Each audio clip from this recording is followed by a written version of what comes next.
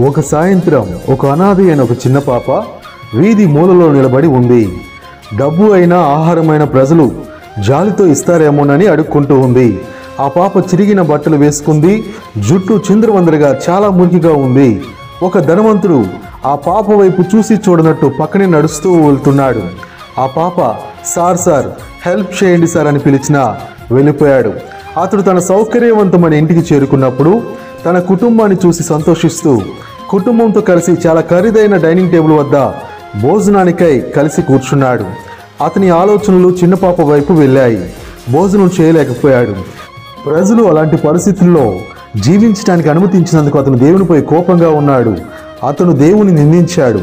ఇలా జరగటానికి మీరు ఎలా అనుమతిస్తారు? ఈ చిన్న అమ్మాయికి సహాయం చేయడానికి మీరు ఎందుకు ఏమీ చేయడం లేదు అని దేవుణ్ణి అడిగాడు. అప్పుడు దేవుడు అతనికి సమాధానం చెప్తున్నాడు. నేను ఇప్పటికే చేశాను. దీనులకు అనాథులకు అండగా ఉండేందుకే కదా నేను నిన్ను సృష్టించాను అన్నాడు.